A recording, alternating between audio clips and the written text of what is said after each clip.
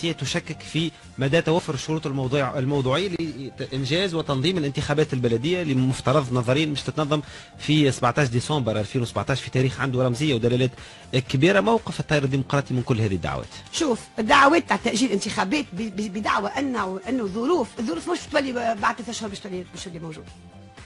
اذا الناس يحبوا يتهربوا الانتخابات، مش معناتها راهو يحبوا يتهربوا الانتخابات، يحبوا يتهربوا من الانتخابات وما همش حاضرين وخايفين لحزب معين يفوز، يخلي يفوز حزب معين، خليه يفوز شكون الحزب هذا؟ يخافوا من النهضه لا تربح الانتخابات. هما ذاك خوفهم منين؟ حركه النهضه ما تخوفش التيار الديمقراطي؟ هما بقوتها التنظيميه ما تخوفش التيار الديمقراطي؟ ما تخوفناش، يخوفنا حتى حزب. تعرف علاش؟ لانه مؤمنين ان البلد هذا يجي نهار الفيقوا العباد، ما عديهم عليه حتى حد، تعديهم عليهم المره الاولى بتاتخ، تعدي عليه المره الثانيه بتاتخ. فما شكون عداها على التوانسه في السنوات بيان سور عداوها الاحزاب الزوز نهضه ونداء عداوها على التوانسه. شنو عداوها بكل الطرق خويا، ايش نقول لك؟ لليوم بكل الطرق. حتى كان رشوه يتعطى في قلب مساعدات، في قلب عمل خيري، وهي رشوه. وقت تمشي انت لجهات مسكنات فقر ومزيه تزلم علاش تزلم كاتب ثم احزاب عطاء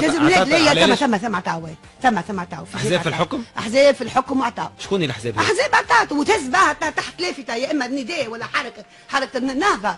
سامحني تولي هنا تولي ما عادش هذيك النهضه تعمل فيها على باسم الخير، راه باش نقول راهو رشوه ذاك، اسمه رشوه، لانه عمر ما كانت هذيك عمل خيري، عمل خيري عملوا بسكيت من غادي وحدك وما عندوش علاقه بالحزب هذاك وحده. اما لما تعملوا في تحت غطاء ويجي يحكي عن دوله مدنيه، سامحني هنا ثم شوف، فما نحبوا معناتها نكون او لا نكون، نحبوا بلاد هذيا ترجع لها عزتها وترجع لها هيبتها وترجع لها احترام مؤسساتها وتصلح مؤسساتها ولا تحبونا عايشين هكاكا، تستثمروا في الفقر، تستثمروا في الجهل، تستثمروا في الانتهازيه نتاع بعض الاشخاص اللي يحبوا يوصلوا اتوبخي ومستعد عطيه ارمي له في فمه لقمه برك، ارمي له عظيمه برك في فمه، تو يبيع مش بوه، يبيع ابوه ويبيع اخته ويبيع امه ويبيع العالم كله. انا منهم للاسف يا اخي الاستعمار باش قعدنا الاستعمار في فرنسا، واش قعد خاطر كان معنا سامحني في بعض عندنا منهم احزاب سياسيه بعض القواده اخويا في البلاد، عندنا بعض الناس المرضى هذوكم للاسف